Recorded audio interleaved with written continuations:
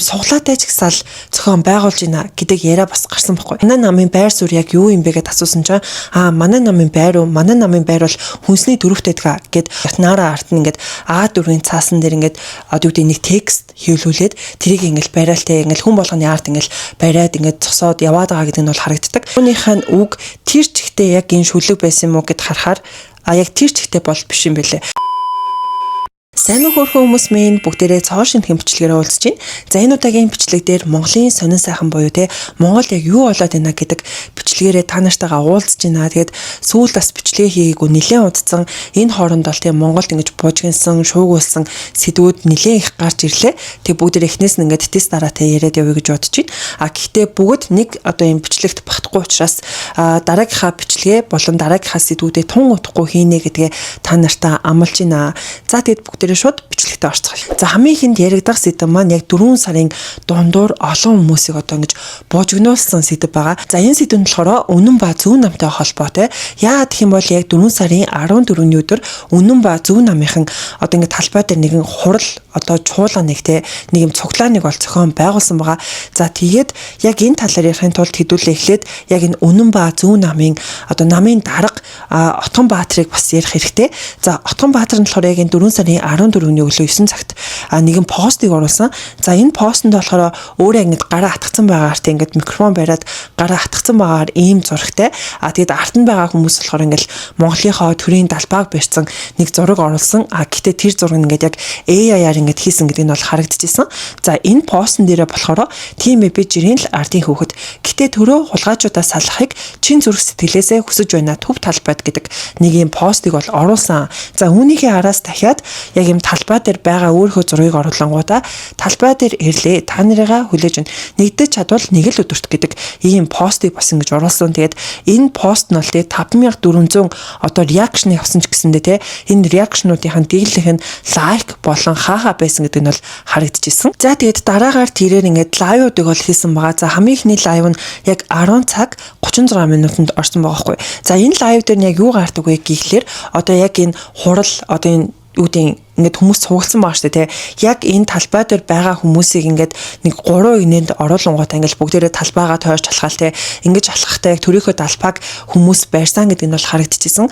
Тэгээд ер нь л одоо яг энэ өдөрт те ингэж очисон энэ одоо хурал цуглаанд нь очисон хүмүүсийн дийлэх нь ер нь л настай хүмүүс очисон гэдэг нь бол харагдчихсан. Гэхдээ залуу үеийн төлөөллүүд бас ингээд ирсэн байна гэд өөрөөсөө бас ярьж исэн. За тэгээд үнэн ба зөв намынхан яг энэ үйл ажиллагаагаа өөрөөсөө юу гэж нэрлэжсэн бэ гэхэлэр арт түмний хаврын чуулган гэж бол нэрлэжсэн. Тэгээд үүн дээрээ 4-5 одоо юм ажлыг хилцүүлж байгаа гэдгийг бол ингэж зарлж ирсэн байхгүй. За үүнийх нь нэгдүгээрт сүүдрийн засгийн газар байгуулах, хоёрт ахмадуудын тэтгэврийг одоо ахмадуудын тэтгэврийн одоо хамгийн доод хэмжээг сая 500 төгрөг болох. За гуравт байгалийн баялагын сангаас залуу гэр бүлдээ 100 сая төгрөг өгөх.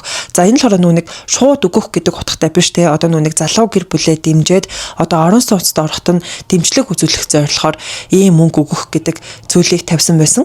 За дөрөвт улсын хурлын гишүүнийг эргүүлэн тат эсвэл улсын хуралтаар гэдэг зүйлийг бас ингэж хэлж исэн. За 5 дугаарт сонгуулийн тухай хуулийн шинжилсэн найруулгыг дэмжнэ гэдэг одоо энэ санал юмнууд ингэж гаргаад хэлж исэн баггүй. Яг энэ үйл ажиллагаанд 1000 иргэнд одоо мандат олгоод те 1000 иргэнд одоо ингэж хамрагдж байгаа гэдэг зүйлийг хэлсэн боловч одоо 2-3 мянган иргэн бол ирсэн ингэж энэ тус намын дарга бол бас сайтуудад яриа өгсөн бэлээ. Энэ үйл ажиллагаатай холбоотой хэд хэдэн яригдах зүйлүүд байгаа. За хамгийн ихнийх нь гэх юм бол ингэж Отгон Баатар бол ингэж лайв хийгээл яваад байгаа шүү дээ. Гэсэн чинь цагдаа ирээд одоо ингээд танд ийм зөвлөмж хүргүүлэх гэсэн юм тань дээр ингээд гарын үсэг зураад өгөө гэдгсэн чинь энэ бол ингээд ямар нэгэн жигсаал цуглаан бол биш энэ бол ингээд зүгээр хуурлаа гэдэг байдлаар тайлбарлаж байгаа байхгүй. Яагаад гэхлээр төв талбай дээр жигсаал цуглаан хийхийн тулд заавал зөвшөөрөл авдаг шүү дээ. Тэгэхээр миний хувьд болохоор те энэ ингээд жигсаал биш энэ бол ингээд бид хэдийн хуурл юм а гэдэг байдлаар тайлбарлаж байгаа юм болоо гэж бол би бодсон. Цагдаагийн албан хаагчтай машин барьж байгаа хүнддэг алдгаа анж байгаа. Тэгэхээр энэ наад чи юун дээр би зурх гэдэг юм. Энэ зөвлөмж юуны зөвлөмж жигсаал цуглаантай холбоотой би энэ жигсаал хийгээгүүд цуглаа өндрийн хурал хийх чинь. За тэгвэл цуглаан байна гэдгийг чүүгээр очиод авахаар хулчаад ир. Би 3 тэгч. За сайн минь бодоо. За тэгээд хоёр дахь яригдах зүйл нь юу вэ гэх юм бол одоо яг энэ үйл ажиллагааг нь хүмүүстэй ийм суглаатай чагсаал зохион байгуулж байна гэдэг яриа бас гарсан байхгүй. Яагаад ийм яриа гарсан бэ гэхэлэр ингээд Отгонбаатар ингээд нөгөө микрофоноо барьсан ингээд хүмүүс донд юм ярьж байгаа байхгүй. Тэгсэн чинь яг наадталт нь суглааны хайрцаг байгаа гэдэг нь бол харагддаг. Үүнийг ингээд хүн бас хин нэг нь л дээ ингээд зургийг аваад сошиал дээр тавьсан байгаа байхгүй. За үүнийг нь болохоор яг Норов Тэгш Баяр гэдэг хүн Facebook дээр оруулсан байгаа. За тайлбар дээр нь суглаатай чагсаалт хэдлээ солиоч болохгүй. Чагсаалаас төрсэн тэрбумт ингэж намдартай болтлоо төмний шившиг болж болохгүй. Аливаад хил хязгаар гэдэг зүйл байдаг. Үүнийг хизээ ойлгох вэ гэдэг ийм постыг бол яг энэ тус өдөр нь те яг энэ 4 сарын 14-ний өдрийн одоо өдрийн 13 цаг 13 минутанд энэ посто бол оруулсан байгаа байхгүй. За тэгээд яг энэ талаар нь өрөг цэгийн мэнэстэй ингээд Отгонбаатараас бол ингээд асуудаг ингээд хүмүүс суглаатай чагсаал зохион байгуулаа гэдэг нэ та энэ дээр ингээд тайлбар өгөөч гэгээд ингээд асуулт асуусан чинь яагаад ийм асууж байгаа юм бэ гэх одоо байдлаар маш юм дурамчхан те ингэж асууж байгаад нь ингээд дургуутч одоо хариулж байгаа гэдэг нь бол харагдчихсан. Таныг арт түмний чуулган нэртэй ийм суглааттай жигсаал зохион байгуулж гээд байна. Таны одоо за энэ өргийнхөө та нарыг би арай ийм золби юм ярьж ирнэ гэж юусоо бодсонгүй. Хараа нүдэн дээр ч үгүй энэ нүдэн дээр чи ард иргэд ханд өгж гэнэ үү? Чи сая энэ баримт нь мөн үү? Чи өөрийгөө харуул та. Энэ нэгэн энэ өргийг харуул та. Али нааш мик өгдөө. Хүмүүс хардаад байгаа учраас нааш мик өгч. Би энэ өргөө сайтыг гайгүй сайт гэж бодсон юм аа. Тэгсэн чи одоо надаас ирээ та суглаатай чагсаал хийлээ гэж суучих юм. Уу ард иргэ та нар өгсөн бидтэй. Уу энэ охин сая энэ дэргэд миний дэргэд 5 минут ханд өрхийг хар зогсчоод ийм асууга зогсчих юм. Гү чи ичихгүй байна уу? Таны хүмүүс санхүүжээд би хүмүүс биш ээ. Тэгэл яг сэний бичлэг дээр одоо харагдсанчлан те хүмүүс бол яг энэ одоо сэтгүүлч ингээл бүүлэл болооч гэл тэгж байгаа гэдэг нь бол харагдчихсан. За тэгээд үүнээс гадна дараагийн яригдах зүйл юу вэ гэх юм бол бас одоо нүний эдийн засгийн мэн үүсгэн байгуулагч гэдэг байгаа одоо сэтгүүлч шинэ байгаа штэ те. За бас яг сэтгүүлч шинэ ингээд Отгонбаатар дээр ингээд очиод те танай намын байр суурь яг юу юм бэ гэдээ асуусан чинь манай намын байр уу манай намын байр бол хүнсний дөрөвтэй гэдэг гэд одоо ингээд асуултыг ингээд тойроо байдлаар тэгэж одоо булзааруулад гэх юм уу та тий одоо намын байр суурь гэж асууж явах чинь одоо байр буюу одоо нөгөө хаяга ингэж хилж байгаа гэдэг нь бол харагдчихсэн. Гүг чи гар бол мөн бэ те? Хэний гар хөл? Чи сэтгүүлчүүд надаас ёс зүйтэй асуулт асуу. Яцтай асууж би ярин танаас буруу асуулт асууя би. Харин сэтгүүлчүүд ёс зүйтэй асуулт асуу. За хариулъя. За. Лусан намсраа оюун эрдэнэ 250 сая долларыг 16 жилийн туршид хятад улсад оюун эрдэнээс очоод 50% хямдхан зарьяа гэж гэрээ хэлжээ. За та хамгаалалтын хүнээс очоод таны байр оюун эрднийг ингэж гүтэх гэж хэлсэн тэр багаасаа очоод асуу. таны байр суурь би мэдэхгүй. Би хүний өмнөөс хариулдаг хүн биш. энэ гэрээг ил болгох. Оюун эрдэнээсээ очиж асуу. Альсууд оюун эрднийг ингэж гүтэх гэж хэлсэн тороо. Танаа намын байр суурийг сонирхоод байна л да. Би танаа намын байр суурийг. Манай намын байрын хүнсний дөрөвт байгаа. Яваад ирээ. Танаа намын 3 давхар 300 танаа намын байр суурь энэ дээр ямар байр? 6 даруулаад хийчих байж. Тэнгүүтээ яг тэр сэтгүүлчнийг ингээл одоо чи бойл эндээс ингээл яв гэд одоо жоохон хөөгөөд гэх юм уу та тий тэгж байгаа гэдэг нь бол харагдчихсан. Тэгээ сэтгүүлчний ингээд явж исэн чинь бүр тэнд байгаа хүмүүс нь ингээд бүр яг тэр сэтгүүлч шинэгийн нүдний шилэг бүр ингээд унгаад бүр ингээд түлхэж мүлхээд яг тэгж байгаа гэдэг нь бол бас харагддаг байгаа.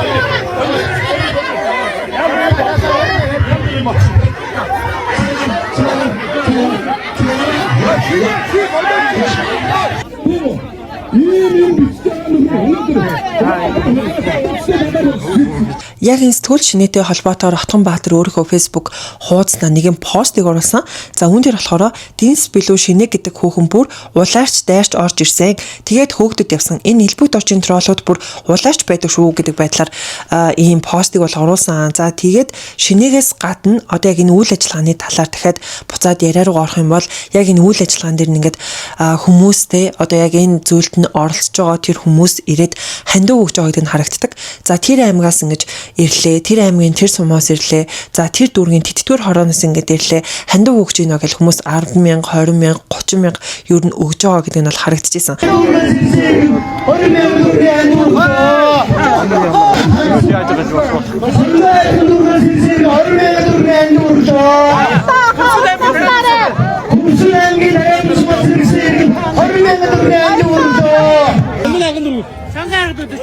хайрхан дүүрэг 43 дугаар хараа 20,000 төгрөгийн дүүрэг.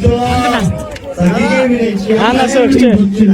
Скватер дүүргийн иргэн байна. Хамаагүй том баярлалдаг шүү. Үүнийг энэ Отгонбаатар юу гэж одоо өөрөө Facebook дээр оруулсан бэ гэх юм бол мөнгөөр артыг төмнийг жигсаж байна гэдэг билүү. Тэгвэл үүнийг хар арт төмөн өөрсдөө мөнгө өгч хандив өргөж жигсаж байвал яг уу ийм хэрсүү арт төмөн улс орноо өөрчлөх болно гэснээр нэг юм зүрхтэй ийм эможинууд ингэ тавьсан байгаа байхгүй юу. Дараагийн яригдах зүйл нь юм бол оюун эрдэнэ огцруулах чагсаал дээр явж исэн нэг ногоо нүдний шилтэй хичүүд шүү дээ. За тэгсэн чинь энэ нэгч бас яг энэ үйл ажиллагаанд оролцоод явж исэн гэдэг нь бол харагддаг. Тэгээ бүр сайтад юм яриа өгсөн байгаа байхгүй юу. За тэгэл хүмүүстэй ингэ төв талбай дээр болж байгаа ямар нэг юм чагсаал цуглаан ямар нэг юм дин хүн ил байнга явж байгаа юм а гэдэг байдлаар хүмүүс ингэж хандж байгаа гэдэг нь бол бас харагдсан байгаа. За одоо жишээлбэл энэ яг жүжигчин Навчаагийн оруулсан пост байгаа байхгүй юу. За тэгээд үүн дээр энэ хувхай хулиг шил гэхэд хаа очиж бүх юм олон төлбөртэй чагсаалын ард гарлаа да гэдэг постыг оруулаад за тэгээд энэ постноос нэлээдгүй хүмүүст хүрсэн буюу те 1600 реакшн авсан гэдэг нь бол бас харагдсан. Дараагийн яригдах зүйл нь бас яг жүжигчин Навчаагийн одоо нэг шеэрлсэн бичлэг байгаа.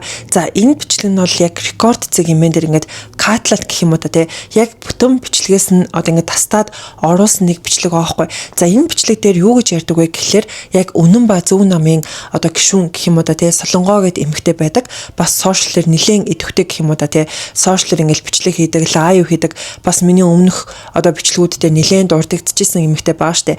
За тэгсэн чинь тэр эмэгтэй болохоор ингээд яг өөрийнхөө Facebook дээр лайв хийжсэн чинь нэг юм ихчил юм шиг байгаа. Ер нь ингээ хоолойн сонсонгууд нэг тийм залуухан гэж бол хэлэхэргүй жоохон юм нэг 40 дэдтэй ч юм уу 50 дэдтэй ч юм уу нэг ихч байгаа байхгүй. За тэр ихч ингээд ирэнгүүтээ за ихч нь ингээд ирсэн шүү нөгөө 25 хүнийхээ эмэг гэтэнгүүтээ ихч 0 орчод ирэх гэд нэг тийм бичлэгэнд бас сошиал дээр маш их явж исэн. Хэрвээ та хэд маань Facebook ашигладаг бол айл үржээний харсан байх гэж бодож байна. За тэгсэн чинь ингээ нөгөө Солонгоо ингээд энд ингээд лайв хийж байна гэдэг ингээд галс те тэрийг ингэж хэлж байгаа гэдэг нь бол мөн харагдчихсан. За тэгээд үүнийг нь рекорд зэг эмээнийхэн оруулангуудаа үнэн ба зөв намын чагсаал хэдэн төгрөгийн чагсаал вэ гэдэг тайлбартаагаар яг энэ бичлэгийг нь оруулсан байгаа байхгүй юу? Одоо хаврын чуулга бол ихэлж байна. Тэгээд маань түр талбай дээр бас үрээд ирээрээ. Ингэж алуулаа. Ирнэ гэж. Ихсэн исэн шүү. Биш бидс чих. За. 25 хүний хаа. За. Гэсэн чинь үүнийг нь яг жүжигчин Навчаа 25 хүнийхээ юуг нь өгөөч хэлсэн ярьсандаа байл та гэтэнгүүтээ хаахаа гэдэг нэг юм эможи тавиад үүнийг нь шеэрлсэн гэдэг нь бол харагдчихсан. Дараагийн яригдах зүйл маань яг энэ Пүсэ оюу гэдэг хүний Facebook дээр оруулсан нэгэн пост байгаа. За энэ постн дээр яг саний Солонгоо болон одоо яг Отгонбаатарын зураг юмыг оруулангуудаа дорнодын хүүхэн өдрөөс өдөрт өнгө зүс ороод өвөр хангаа залуу өдрөөс өдөрт баяжаад л Монголд ажил хийсэн нь өөр зээлэнд ороод л чигсэн нь олигарх болоод л чагсаалаас төрсөн тэрбумтон болох ёстой байжээ хаахаа гэдэг ийм пост орсон. За тэгээд яг энэ мэтчлэнтэй энэ ер нь Отгонбаатар л өнгөж чиглэж байгаа Отгонбаатар руу дайрж байгаа ийм постууд бол сошиал дээр яг энэ 14 15-ны өдрүүдэд бол маш их явж исэн. Тэгээ заримыг нь та нартай бас уншиж хүргэе.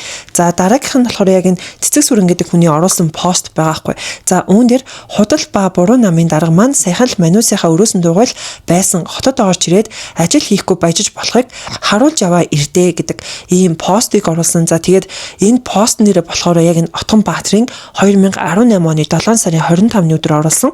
Тэнгүүт яг наран туул захын ингээд уурт те яг төв хаалганыхын урд ингээд ихнэр хүүхдтэйгээ за ихнэр хүүхд гэдэг нь бол мэдгүй нүүцэн нэг эмэгтэй те за тэгээд нэг хүүхдтэйгээ ахуулсан ийм зургийг оруулангуудаа бид ганган болсон гэдэг одоо энэ зүйлийг ингээд скриншот хийгээд оруулсан байгаа хгүй. За дараагийн пост нь гэх юм бол Ням сүрэн Жаданбаа гэдэг хүний оруулсан байр суурьнд баян хошуунд байх та гэдэг постыг бас оруулсан байгаа. За тэнгуүтээ энэ постн дээр болохоор яг нэг юм портрет дээр те ингээд юм ачингуудаа үнэн ба зөв нам гэд туга өлгчгсөн энэ зургийг нь оруулсан байгаа. За дараагийн ярих юм бол нөгөө Марадисан манаага. За тэгээд Марадисан бол тавчтай чагсаал хийж байхад хүүхэд үйлчилж байсан захиалгатай чагсаал байсныг бүгд мэдсэн ойлгосон баймаар юм. Тэр үед Женко чагсаал хийлээ гэж худлаа ирсэн. Одоо ахаад л ийм хүмүүс дахин битгий итгэлтэй. Тэтгэвэр хаанаж хүрэхгүй байна гэснээр хандив өгөөд л ах ихч нараа над Отгонбаатар чинь та нараас тасарсан баян хүн шүү те. Балга сүүч болтгой өөртөө авч уугаач. Хүүхдийн фонтны мөгшөлийн боломжтой яанда гэд тэмүүт яг энэ Отгонбаатарын те яг одоо юу гэдэг халааттай, тавчтай тэгээд талбай дээр ингээд авахсан зургийг ингээд оруулсан байгаа байхгүй юу. За дараагийнх нь бас л яг энэ Марадисмын оруулсан пост байгаа. За энэ постн дээр болохоор яг энэ Отгонбаатар болоо ингээд яг одоо Үнэн ба Зүүн намынхын болов ер нь нэлээд олон хүмүүс ингээд сууж байгааг нь бол харагдчихсэн. За тэнгуүтээ 4 сарын 14-нд төв талбай дээр уулзъя гэдэг ийм зургийг нь оруулангуудаа П-Хумпад хошин урлагийн тоглолтын реклам шиг сүртэй юм а. Ийм хүмүүс дэмжиж байвал хөгжил мөгжил бодоод ч хэрэггүй штэ. Энийг ашигладаг улс төрчидтэй улс гэж бодохоор л түнэр харанхуй шоу гэдэг ийм постыг бас оруулсан байгаа. За тэнгуүтээ бас Марадисм ингээд комент хэсэг дээрээ те яг Отгонбаатарын нөгөө сулааныхаа хайрцагтай байгаа тэр зургийг нь оруулангуудаа энэ бол үнэхээр доромжлоо шүү. Улаан цай үгүй гэд хоол нь захиртаад өгөх гэж байсан да гэдэг ийм комментиг бас үлдээсэн гэдэг нь харагдчихсан. За тэгээд энэ сэдвийн хүрээнд дараагийн ярих хүн бол мөнх жаргал байгаа. Тэрээр яг Facebook дээр нэг юм хөгжилтэй инээдтэй бичлэгүүд хийж гарч иржсэн шүү дээ. Одоо болохоор яг ийм улс төртэй холбоотой эсвэл бас яг ийм одоо сошиалэр олон хүмүүсийн анхаарал хандалтыг авч байгаа сэдвүүдээр өөрийнхөө дуу хоолойг илэрхийлээд явдаг залуу байгаа хгүй. За тэгэл яг энэ Үнэн ба Зүүн намын яг энэ хийж байгаа үйл ажиллагаан дээр нь бол өөрийнхөө дуу хоолойг бол илэрхийлсэн. За тэрээр 4 сарын 15-нд одоо 17 цагийг орчим яг энэ бичлэгээ оруулсан байгаа хгүй. За тэгээд 866 мянган хүн үзсэн. Одоо гэхдээ энэ үзэлт нь бүр илүү өндөр болсон байх гэж бодож байна. За тэгээд яг энэ бичлэг дээр юу ярьдаг вэ гэхлээр те одоо ингэ Отгонбаатарыг 200 хэдэн мянган хүн дагаад байна. Ингээд үзээд байна. Та нар яах гэж энэ хүнийг дагаад идэм бэ? Тэгээд энэ хүн чинь бол те одоо бүр ингээд нүдэн дээр баян болоод байгаа гэдэг нь бол ингээд харагддээ штэ. Тэгээд тэр одоо тэр талбай дээр оцсон байгаа хүмүүсийн дийлэх нь дандаа юм настай хүмүүс байсан. Тэнгүүтээ 20-30 мянган хандив өргөд яг үндэ тэр хүмүүс бол те тэгэж хандив өргөд байхаар тийм хүмүүс бол биш байлээ штэ. Та нар яагаад ийм юм бэ? Одоо хэдүүлээ болио л тохоо гэдэг байдлаар тэр бичлэгийг хийсэн байгаа байхгүй юу? 292 мянган хүн дагд юм бэ. Гэхдээ та нар яагаад тэр хүнд итгээд байгаа юм бэ? Тэр хүн чинь сошиалар өөрийгөө шившгэ хутгацсан хүн штэ. Ямар ажил хийдэг, ямар бизнес эрхэлдэг, ямар сургууль төгсөн бүх юм тодорхойгүй. Тэгсэн мөртлөө жижиг машин унж байгаа крон усан дараа нь 5-7 унс одоо бүр үнэтэй машин унж байгаа. За тэгээ Монгол гэрт амьдарч ирсэн, байранд амьдарсан, хаусанд амьдарч байгаа. Одоо офс мовс бүр ярихын эцсгүй тансаг. Тэгэд ингээд сэтгүүлчд очиж та яг ямар бизнес эрхэлдэг вэ гэхээр би Үнэн ба Зүүн намын дарга гэв. Тэгвэл би ч гэсэн намын дарга болол та тэгж сайхан баян амьдрт юм болов одоо ингээд талбай дээр ингээд чагсаал зохион байгуулж байгаа. Юудаа тэмцээд байгаа тодорхойгүй. Тэнд нь дандаа хөгшин хүмүүс. Тэг ингээд нэг авгаа хүртэл аваараа баригдсан. Би нөгөө 24 хүн аваад ирсэн шүү. Одоо 0 орчоод ирээ. Тэг 24 хүн авчирсан хүнд одоо хэдэн төгрөг өгөх гээд байгаа. Тэгэл нэг 12-30 мянган төгрөгийн хандбыг ингээд хөгшөд өгчүүл өгөх юм. Тэр хүмүүс хараач ингээд 20-30 мянган төгрөг ямар чухал гэдэг харагдчихж байгаа. Тэг манайха бид нар 126 улстай биш нэг л улстай. Нэг улсынхаа төлөө хамтдаа зүтгэе. Тэгсэн чинь үүн дээр нэг Үнэн ба Зүүн намын гишүүн Солонгоо одоо хариу тайлбар байдлаар гэх юм уу да өөрийнхөө Facebook дээр нэг юм бичлэг оруулсан байлээ.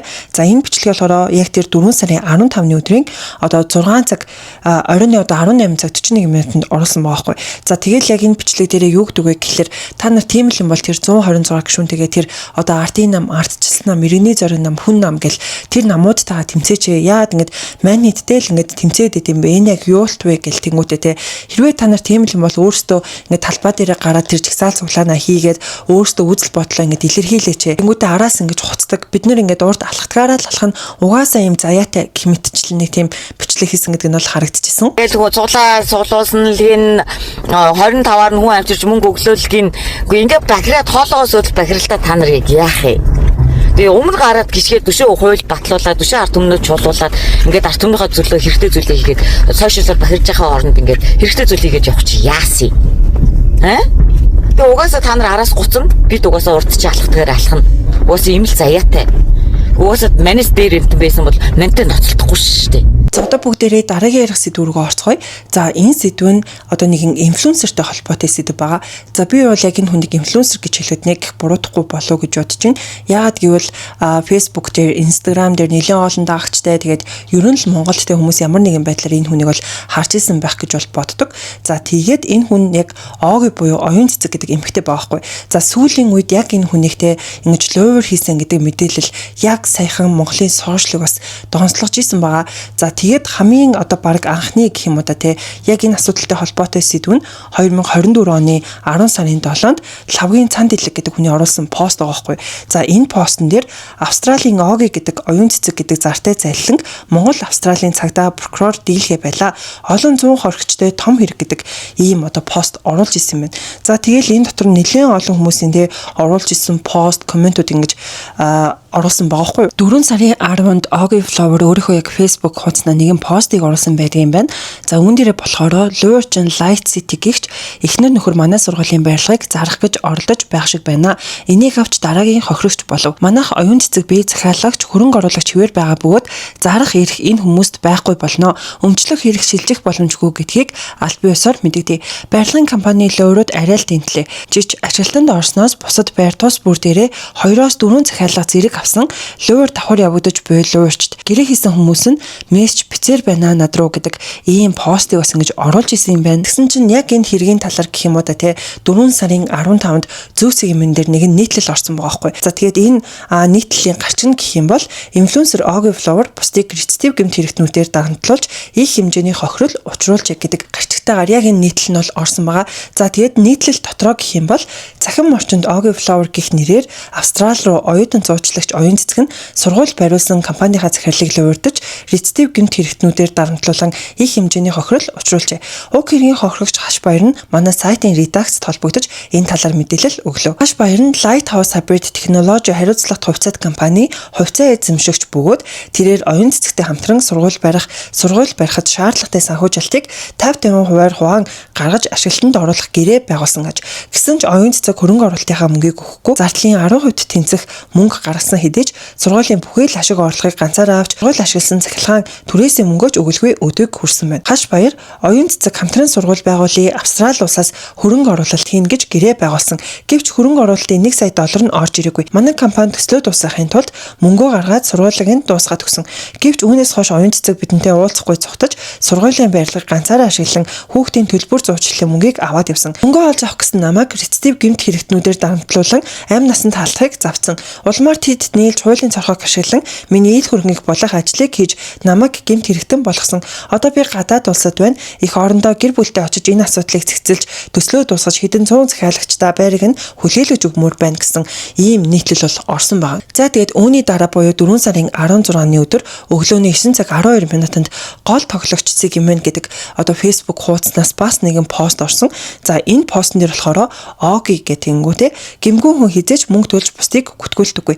Хуурамч лайв захиалгат нийтэл бот хаяг ашиглан үннийг дарж чадна гэж бодож байвал эндүрэл намайг гүтэхэд зарцуулж байгаа тэр мөнгөө хохирогчдоо өгөө. Тэр нь шудраг бөгөөд зөв алхам байх байсан.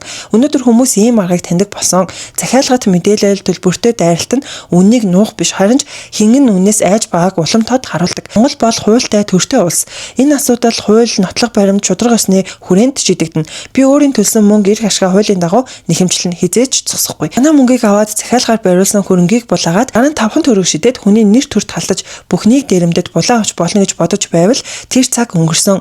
Үнэн удаашиж болох ч яалагддаггүй гэдэг ийм одоо пост гэх юм уу да тий орсон баахгүй. За тэгэнгүүтээ өдөр нь буюу тий яг энэ 4 сарын 16-ны 15 цаг 20 минутанд яг саний пэйж дээр дахиж нэг пост орсон. За энэ пост нь болохоор оюун цэцгийг Интерполоор ирэн сурвалжилж байна гэдэг ийм одоо пост орсон юм байна. За тэгээд үүндээ бусдыг ажилд зуучлах нэрээр залилсан гэх Ogi брендийн үүсгэн байгуулагч оюун цэцгийг Интерполоор хөх болонт зар мэдээгээр ирэн сурвалжилж байна гэдэг ийм пост бас орсон байгаа. Тэгээд яг энэ асуудал яг яаж шийдэгдсэн, яг яасан гэдэг нь ингээд тодорхойгүй. Гэхдээ яг Ogi Flower бол яг өөрийнхөө одоо Facebook дээр те пост юм ингэж одоо яг хувийнхаа бизнесийн гэх юм уу да те пост юмнуудыг бол оруулаад явж байгаа гэдэг нь бол харагдчихсэн. Тэгээд та хэд маань яг энэ сэдв дээр юу гэж бодож байгаа вэ гэдгийг манайхан комент хэсэгт бичээрэй. Дараагийн яригдах сэдв маань улсын хурлтай холбоотой те одоо төрхтэй холбоотой болон улсын хурлын гишүүн Нааратай холбоотой мэдээлэл байгаа. За тэгээд яг энэ 4 сарын 16-ны өдрийн өглөө яг ерөнхийлөгч одоо санаачилсан гэх юм уу да те улсын хурлын гишүүнийг эргүүлэн татах тухай хуулийг одоо хилцэх санал асуулга одоо хуралдаан болсон байгаа. За тэгээд энэ нь болохоор одоо яг энэ товчцыг эмээн дээр орсон шууд лайвыг харахаар 2 цаг гаруй нэг юм бичлэг байгаа хгүй. Гэхдээ миний бодлоор яг энийх нь эцсийн одоо тов гэх юм уу да яг эцсийн дүгнэлт одоо юу гэдэг энэ хуулийг хэрэгжүүлэхгүй гэдэг эцсийн шийдвэр нь бол би гараагүй гэж бодож байгаа. Яагаад гэсэн чинь би яг энэ бичлэгээ хийхдээ ингээд хайлт хийж үзлээ л дээ. Яг энэ нь ингээд батлагдсан юм уу үгүй мүү гэд хайлт хийгээд үзсэн чинь яг өчигдөр буюу 4 сарын 28-ны өдөр UBN сайт дээр орсон нэг мэдээлэл байгаа хгүй. За энэ нь ерөнхийлөгчийн улсын хурлын гишүүнийг эргүүлэн татах хууль 2-7 хоног гацваа гэдэг гарчигтайгаар өчигдөр шинэ одоо юм нийтлэл орсон юм байна. За тэгээд энэ дотор нь болохоор ерөнхийлөгч хүрэлц бүхийн зүгээс улсын хурлын гишүүнийг эргүүлэн татах утга бүхий хуулийг санаачлан улсын хурлд өргөн мэдүүлсэн билээ. Улмаар улсын хурлаар хилэлцэх хэсгийг ТБПХ болон улсын хурлын чуулганы хуралдаанаар хилцэж гишүүдийн олох дэмцэн тул анхны хилцүүлэлт бэлтгүүлэхээр холбогдох байнгын хороонд шилжүүлсэн. Мөн дээр хуулийн төслийг хилэлцүүлэлт бэлтэх ажлын хэсгийг байгуулахаар болсон ч өнөөдрийг хүртэл байгуулаагүй тул хуулийн хилцүүлэг гацаанд ороод байна. Мөн 2-7 хоног дараалан улсын хурлаар хилэлцэх асуудлын дараалалд ороогүй юм байна. Сануулгад ерөнхийлөгч хүрэлцэн өгөх дээр хуулийг улсын хурл баталтал өргөн мэдүүлнэ гэж мэдгдсэн удаатай гэдэг ийм одоо нийтлэл орсон байна. Тэгэхээр ерөнхийдөө бол гацчихсан байгаа байна гэж бол би хувьдаа ойлгосон. За тэгээд гол яригдах зүйлүүд нь юу болсон бэ гэхэлэр нааратай холбоотой хэд хэдэн яригдах зүйлүүд гарч ирсэн. За хамгийн ихэнд гэх юм бол яг ингээд өөр хүн сайтуудад ярилцлаа гэж бат наараа ардуур нь явж ирсэн аа шууд ингээд ирээд сайтуудад нэг яриа өгсөн байгаа. За үүн дээр юу гэж ирсэн бэ гэхэлэр ерөнхийлөгч их хурлд ажлаа тайлгнах ёстой. Түүнээс ерөнхийлөгч бол одоо их хурлыг ингэж хяндаг тийм байгууллага бол биш юм аа. Үүнийг тэр тамгийн газрынхан бол үүнийг ингэж анхаараарай гэдэг байдлаар ярьж байгаа хгүй. За тэнгүүтээ их хурлынхаа эсрэг байдаг их хурлын даргаыг бол эсэргүүцэж байна. Энэ их хурлын энэ хуралдаан чинь одоо ингэж Монгол ардын намын ийм хурал бол биш шүү. Энэ бол Монгол ард түмний хурал шүү гэдэг байдлаар бас хэлдэг байхгүй юу? Ерөнхийлөгч их хурлд ажлаа тайлгнах ёстой. Тийм одоо үүрэгтэй байхгүй юу? Тэгэхээс биш ерөнхийлөгч их хурлыг хяндаг байгууллага биш. Тамгийн газрынхаа энийг мэдэрээ хэдэн ерөнхийлөгчтэй байгаагаа бид нар өрөөс ойлгохгүй болчиход байна шүү. Дээрээс нь их хурлынхаа эсрэг байдаг их хурлын даргаыг эсэргүүцэж байна. Нэгдүгээр энэ их хурл бол Монгол ардын намын их хурл биш. Энэ их хурл бол бүх ард түмний их хурл шүү. Дараагийн ярих зүйл нь гэх юм бол яг тус хуралдаанаар ингээд бусад одоо хүмүүстэй одоо бусад гишүүд ингээд үг дуугаа илэрхийлж чатнаараа арт нь ингээд А4-ийн цаасан дээр ингээд одоо юу гэдэг нэг текст хийлүүлээд тэрийг ингээд бариалтай ингээд хүн болгоны арт ингээд бариад ингээд цосоод яваад байгаа гэдэг нь бол харагддаг.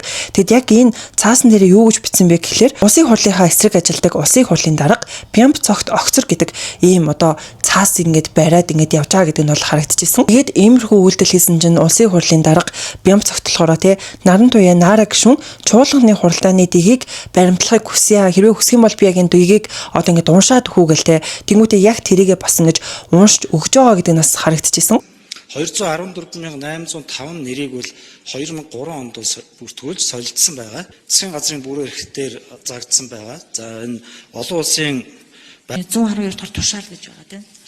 За энэ тушаалаар газар зүйн нэрийн зөвлөлийг байгуулж аймаг нийслэл хариуцсан хот байгуулалтын газраас бол Наран туяа наара гишүүн чуулганы хуралдааны бас дэгийг баримтлахыг танаас хүсье. Бас чуулганы хуралдааны дэгийн тухай хуулинд бас тодорхой заалтууд байгаа шүү гэдгийг сануулъя.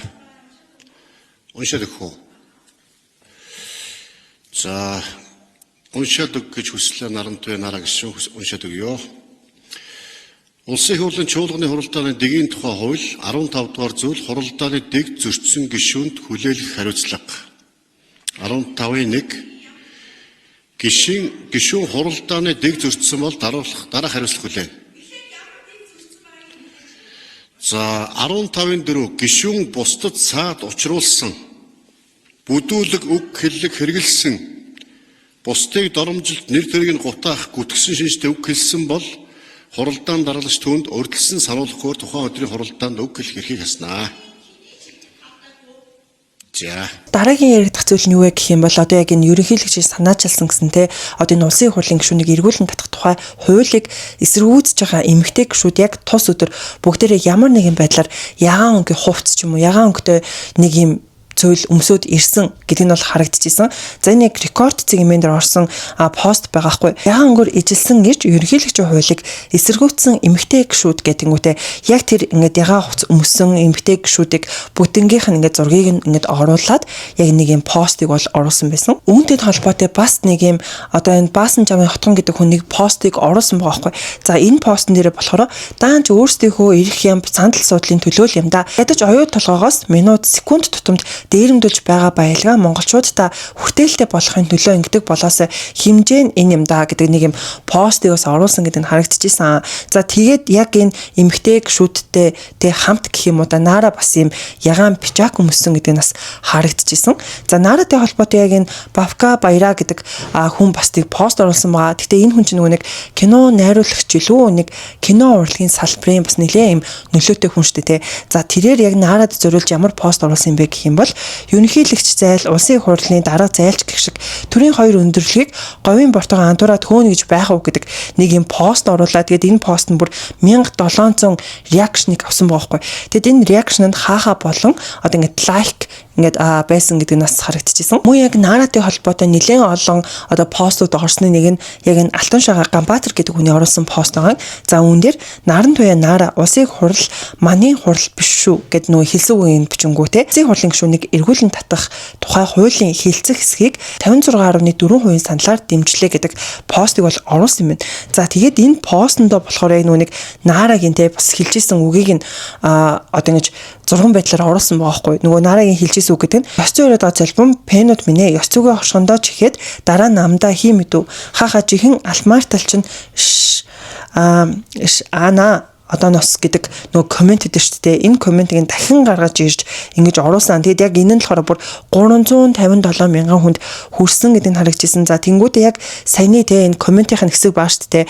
Тэрийг яг ингэж Нара ингэ барьж байгаа юм шиг ингээ хүмүүс фотошопоор ч юм уу эсвэл хиймэл оюуханаар ч юм ингээ янзлсан байгаа байхгүй. Яг ингээ барьж байгаа цаасанд нь яг саяны үгийг ингээ буулангуудаа Нарагийн зургийг ингээ оруулаад энэ пост бол бас нэлээд олон одоо пэйж юмнууд дээр ороод явж байгаа гэдэг нь бол харагдчихсан. Тэгээд миний яг энэ дээр оруулсан байгаа постонд бүр 1400 реакшныг авсан байгаа хгүй. За тэгээд Наратай холбоотой хамгийн сүүлийн яригдах пост гэх юм бол юу вэ гэдэг одоо ийм Facebook дээр орсон нэг пост байгаа. За энэ постн дээр оюун эрдэнэ болон Нара хоёрыг ингээ оруулангуудаа орлогоо нотлоод олон юм яриа гэдэг постыг оруулсан. За тэгээд тайлбар дээр нь энэ хоёрыг зайлуулаач галзуурсан хоёр ста гэдэг ийм постос ингэж орсон юм байна. Тэгээд энэ пост нь 1300 реакшныг авсан гэдэг нь бол харагдчихсан. За одоо бүгдээрээ хамгийн сүүлийн яригдах сэдв рүү орж ийн. За энэ сэдв нь рэпер Рукитэй холбоотой хоёр яригдах зүйл сошиал дээр бас гарч ирсэн. За эхнийх нь шинэ мэдээ гэдэг пэйж дээр орсон байгаа хгүй. Тэгээд энэ нь 4 сарын 15-ны өдөр бол орсон ба. За тэгээд үүн дээр нь юу гэж байсан бэ гэхлээр дуучин рэпер Рукигийн 20 нэртэй уран бүтээлийн үг нь 1964 онд яруу найрагч Proof Dorjin бичсэн хайргүй гэвэл би яан нэртэй шүлэг байжээ. Энэ бүтээлийг ашиглахдаа их зохиолч Proof Dorjin ар гэрээс зөвшөөрөл аваагүй нэрийг нь дуртаагүй зэрэг нь оюутны өмчийг зөрчиж байна гэдгийг түүний үр хүүхдүүд батлан хэллээ. Угтаа энэ хүүшүүлэг нь 58 жилийн дараа хит дуу болжээ гэдэг ийм одоо мэдээлэл орсон. Тэгээд энэ одоо пост нь болохоор 1500 реакшныг авсан. За тэгээд яг энэ дууных нь үг тэр чигтээ яг энэ шүлэг байсан юм уу гэд харахаар яг тэр чигтээ бол биш юм бэлээ. Хамгийн ихний 6 мөрөн яг Рукигийн энэ хурим гэдэг дууныхын тахилтын хэсэг байгаа хгүй. Тэгээд бас яг энэ шүлэгний одоо ингээд 3 дахь энэ ч одоо юу гэдэг вэ?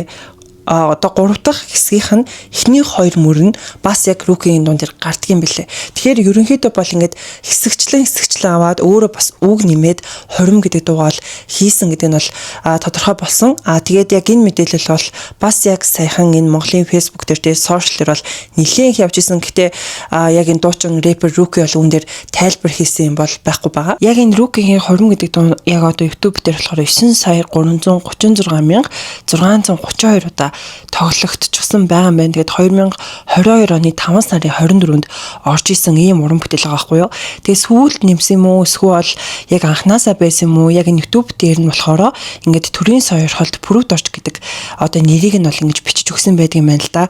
Тэгээд хүмүүс яг энэ дууныхаа YouTube-ийн доор те яг энэ асуудлаас болоод одоо орж ирж байгаа хүмүүс байна уу? Одоо ингэж орж ирж энэ зүйлийг харж байгаа хүмүүс байна уу гэх мэтчлэн бас иймэрхүү комментууд бас явж исэн. Яг энэ сэдвээр гэхдээ хүмүүс яг ингэж хоёр хуваагдаад хандж илээ л те. Нэг хэсэг нь болохоор те үнэхээр зохиогчийн ирэх ингэж зөрчсөн байна штэ. Яалтчгүй энэ одоо шүлгэнээс нь ингэж дуундаа оруулсан байна гэж харж байгаа хүмүүс нь нөгөө талын хүмүүс нь болохоор энэ шүлгийг нь дахиад яг ингэж хийтдүү болгосон байна штэ. Харин ч Рүүкэд баярлах ёстой юм шүү гэдэг хүмүүс бас байгаа хгүй. Тэгээ та хэд маань үүн дээр юу гэж бодож байгаа вэ гэдгийг манайхаа комент хэсэгт бичээрэй. Рүүкэдийн холбоотой хоёр дахь яригдах зүйл нь юу вэ гэх юм бол тэрээр яг нэг юм сагсан бөмбөгийн одоо тэмцээний үеэр завсарлагааныхны үеэр дуу дуулж байгаад нэг үзэгч рүү ингээд дайрч байгаа бичлэг нь бас яг Facebook дээр цэцэгдээд олон хүмүүсийн анхаарал хандалтыг авсан байгаа. За үүнийг нь болохоор Сэрүүн эцэг эмэн гэдэг одоо энэ пэйж дээр орсон. За тэгээд тайлбар дээр гэх юм бол рэпер Рүүкэ буюу мөнх багна нь сагсан бөмбөгийн тоглолтын завсарлагааны дундуур дуулах үеэрээ үзэгч рүү халтжээ гэдэг одоо ийм гарчигтайгаар гэх юм уу да тий. Яг энэ пост нь орсон. За тэгээд ингээд бичлэг нь хамт тавигдсан байхгүй. Тэр бичлэг дээр бол ингээд дууга дуулжингуудаа шууд ингээд нөгөө хүн рүү ингээд нэлээд дайраад одоо үгүй гэхдээ цохиж зодох байдлаар дайрж байгаа гэсэн үг бол биш. Гэтэ ер нь бол нэлээд ингээд очоод дайрж байгаа гэдэг нь бол харагдчихсан.